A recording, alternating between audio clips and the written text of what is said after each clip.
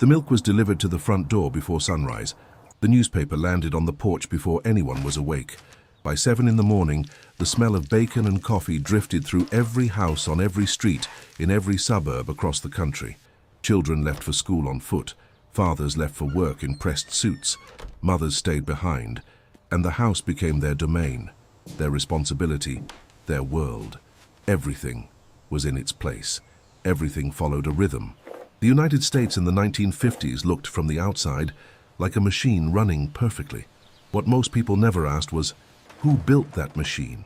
Who was it built for? And what was it hiding underneath? Thanks to AI reconstruction, today you are going to dive into the 1950s like never before. Walking through the streets, entering the homes, sitting at the tables where ordinary Americans lived, worked, dreamed, and struggled. If you want to keep traveling through history like this, subscribe to the channel. Every week we reconstruct another era. The Second World War had ended less than a decade before. Millions of soldiers returned home carrying wounds that had no name yet. But the economy did not wait for anyone to heal. It accelerated. The United States emerged from the war as the dominant industrial power on the planet. Factories that had produced tanks and ammunition now produced refrigerators, washing machines, and automobiles. The infrastructure was intact. The workforce was hungry. The demand was enormous. For the first time in a generation, ordinary Americans had money and things to spend it on. The numbers tell the story with precision. At the start of the decade, the average annual salary was $3,200. By 1959, it had climbed to $5,000. A new house cost between $8,000 and $12,000. A new car between $1,500 and $2,000. A gallon of gasoline cost 30 cents. A dozen eggs, 79 cents. The arithmetic worked. For the white middle class, the arithmetic worked remarkably well. A single income could support a family, buy a home, pay for a car, and still leave room for a night at the movies. The prosperity was real, but it was not distributed equally, and that fracture ran through everything. The family was the central unit of the entire system, not just emotionally, structurally. The economy was built around it. The suburb was designed for it. The television was programmed to reflect and reinforce it. Men married at 23 on average, women at 20. Divorce rates hovered between 20 and 25%, low by any standard that would follow in the decades ahead. The family ate together, traveled together, attended church together. Dr. Benjamin Spock published his book on childcare, and it became one of the best-selling books in American history. His message was simple: trust your instincts, treat your children as individuals. Millions of parents held that book like a manual for building the next generation, and in many ways it was. Inside the home, the division was absolute. The husband worked. The wife managed everything else. The house was not simply where she lived. It was where she performed a role that society had written for her long before she was born. She cooked the meals, raised the children, maintained the social calendar, and kept the interior of the American dream clean and presentable. The labor was invisible because it was expected. The expectation was invisible because it was called love. This arrangement was presented as natural, as ideal, as the reward for everything the war generation had sacrificed. And for many women, it genuinely felt that way, at first. Then the television arrived. In 1950, 9% of American households owned a television set. By 1959, that number had reached 90%. In less than one decade, a machine entered the American home and rewired the entire rhythm of daily life. Families stopped gathering around the radio. They gathered around the screen. Dinner moved to the living room. Conversations shortened. The evening became a shared ritual of watching. I Love Lucy, Leave It to Beaver, Father Knows Best, The Honeymooners. These programs did not simply entertain. They constructed a version of American life and broadcast it back to Americans as a mirror. The families on screen were white, suburban, employed, and harmonious. Problems were solved in 30 minutes. The wife was witty, but ultimately deferential. The husband was firm but fair. The children were mischievous but obedient. Week after week, the television told Americans what they were supposed to look like, and millions of people measured their own lives against that image. The screen also introduced a new kind of celebrity. Alfred Hitchcock unsettled audiences with Rear Window and Vertigo. John Wayne rode across every Western landscape the camera could find. Marilyn Monroe became something that American culture had no real category for. A woman whose presence overwhelmed every room she entered, on screen or off.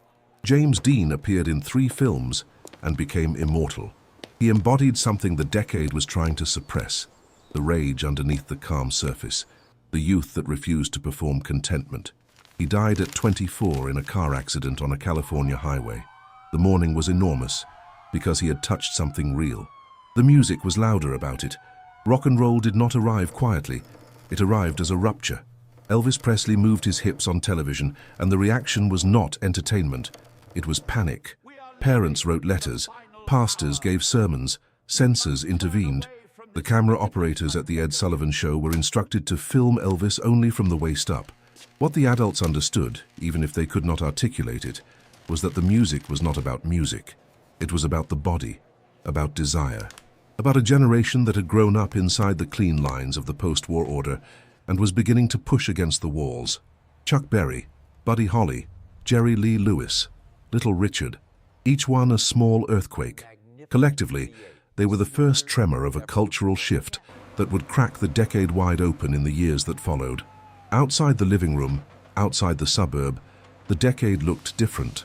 The prosperity was real, but it had boundaries drawn in invisible ink.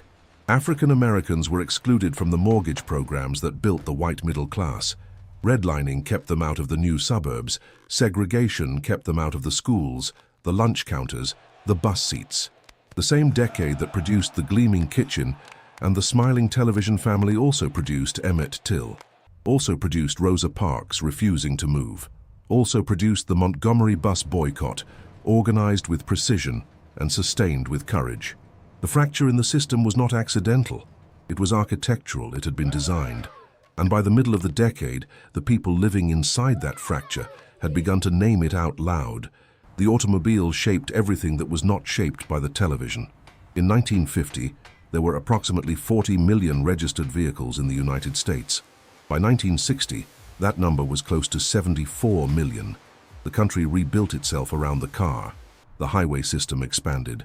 The suburbs spread outward. The drive-in theater appeared, a distinctly American invention where families sat inside their vehicles in vast parking lots and watched films projected onto giant outdoor screens, sound delivered through small speakers hung on the car window. It was comfort and isolation in one gesture. You never had to leave your car to participate in public life. That idea would echo forward for a very long time. The sports arenas filled. Baseball was still the national religion. 15 million tickets sold every year throughout the decade. Mickey Mantle, Ted Williams, Yogi Berra. These names carried a weight that crossed class lines, regional lines, the lines that divided almost everything else. The ballpark was one of the few spaces where the ritual of collective belonging still held, where men who would never otherwise share the same room sat side by side and cared about the same thing at the same moment. The National Football League was growing. The NBA was still young. Rocky Marciano held the heavyweight boxing title from 1952 to 1956 and never lost a professional fight. Sports gave the decade its heroes, men defined by discipline, endurance, and the refusal to be beaten. By the end of the 1950s, the machine was still running. The suburbs were still spreading. The televisions were still on. The cars were still multiplying. But underneath the surface, the architecture had changed. The children raised on Dr. Spock's principles of individuality were becoming teenagers who listened to music their parents feared. The women who had been handed a role were beginning, quietly at first, to question whether they had chosen it. The African Americans who had been systematically excluded from the prosperity were organizing with a patience and a precision that the decade could not contain. The prosperity was real. The order was real. But so were the fractures. And fractures, left unaddressed, do not heal. They spread. For decades, the 1950s have been treated as a golden age, a simpler time, a cleaner world, a before. But a specific detail resists that reading. The decade that produced the most idealized image of the American family also produced the highest levels of anxiety medication use in the country's history to that point. Tranquilizers were prescribed to millions of Americans, most of them women, to manage what doctors called nervousness, tension, and discontent. The machine was running. The machine needed maintenance, and the maintenance was invisible, chemical, and borne almost entirely by the people the machine was built to display, not to serve. Does that sound like ancient history, or does it sound like something closer? I am Tom, reconstructing how civilizations built their own contradictions, and together we keep history alive. If you want to see another era reconstructed, another system that looked solid from the outside but carried its fractures within, leave it in the comments. What decade, what city, what moment do you want to walk through next? See you in the next era.